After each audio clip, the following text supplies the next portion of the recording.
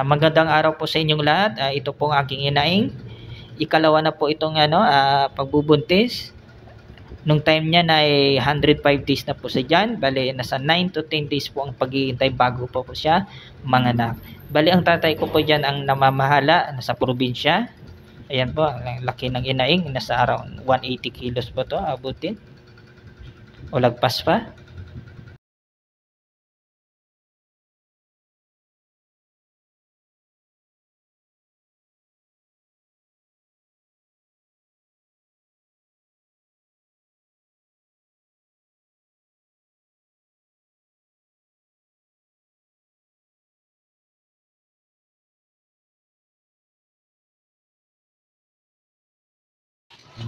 Yan na po, pinanganak na po sila dyan. Bali, nung time na po yan ay 14 days na po sila at saka ang anak niya daw ay 12 sana kaso nga lang namatay po yung dalawa pagkalabas.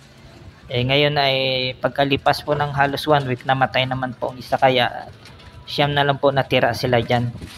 Ayan po, mga malulusog, makukulit. Ayan na po sila. Nung time na po yan ay 40 days at saka winalay na po sila sa nanay nila. Bali, 6 na lang po natira. Ang isa pala binayad namin doon sa Butakal dahil doon po ay ginamit sa pagkasta. Tapos yung dalawa, binenta po at saka pinili po yun. 3.5 po pala ang bilihan ng big po dito sa amin.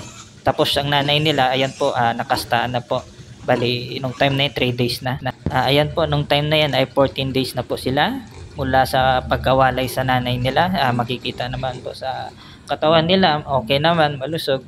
Estimated ito ay nasa 15 to 16 kilos. Bali, 4 na lang po pala sila dyan. Dahil nung 3 days mula sa pagkawalay sa nanay nila, nabili daw yun yung dalawa, halagang 3.8. Ayan po, 4 na lang sila.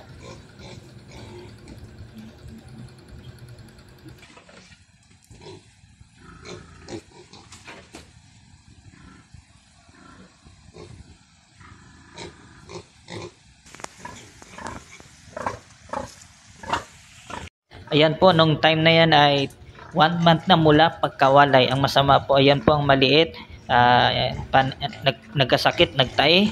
Ayan, ilang araw pa lang po naka-recover, 3 days. Ayan po, yung ibang kapatid niya malulusog na. Around mga 17 to 20 kilos estimated ngayon. Ayan po, okay naman.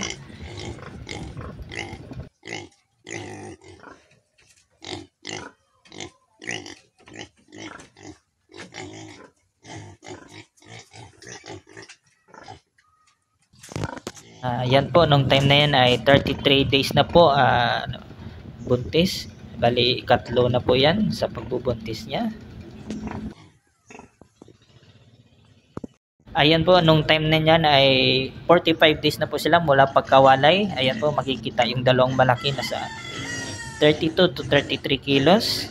Ayan po yung ikatlong malaki, around 28 to 32 kilos. Ayan po yung dati nagkasakit. Ayan na, doon na malakas kumain.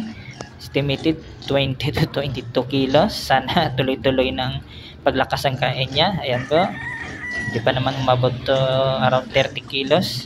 Yung dalawa lagpas 30 na yan. Nasa 32 to 33 kilos. Starter stage pa lang po sila dyan.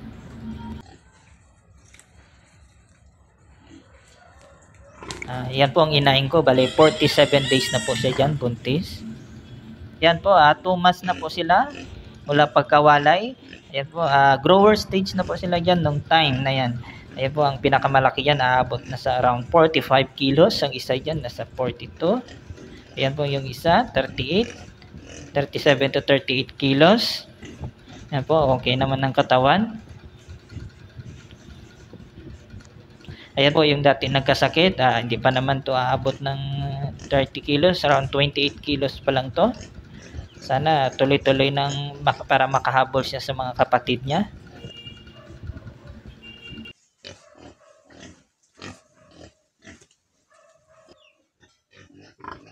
Ayan po ang aking inaing, 2 months na po sa dyan, buntis, 61 days. Ayan po, lataan sa tiyan niya. Nung time niya na ay 75 days na po sila napakain. Pinakamalaki diyan ay around mga 57 to 55 kilos, tapos yung ikalawa doon ay 50 plus din, tapos ito 45 to 47 kilos, ikatlong malaki yun. Yung dati nagkasakit yung maliit ay nakahabol, nagpas 30 na rin yun kilos, 32 to 33. Ang ito pong inaing ko ay 75 days na po yan buntis. Ayan, laylay na po dyan. Yan po, nung time niya na ay 90 days na po sila sa pagpakain ng feeds. Yan po ang malagpas 70 kilos na po niyan, around 73 kilos ang pinakamalaki, 72 ganon. Yan, ang haba. Ayan po yung ikatlong malaki, nasa 65 mga ganon, 63 to 65 kilos. Tapos ang pinakamaliit doon ay alanganin pa naman sa 50 kilos. Ayan po, tapos yung aking inaing po ay 3 buwan na po yan buntis. Ayan po, nung time niyan ay 105 days na po sila dyan. Mula pa pakainin ng feeds, ang malaki po yan nasa 80 kilos na, tapos yung ikalawang maliit ay nasa 65. Yung dalawang malaki pong kinatay nung 24 kinatay po yun, 83 ang pinakamalaki, tapos yung ikalawa ay 80 kilos, kaya ang karne daw ay 103 kilos. Dahil pinakanbas ng tatay ko, may mag-order 310 kilos ang binenta niyang karne, dahil sa palengke ay 350.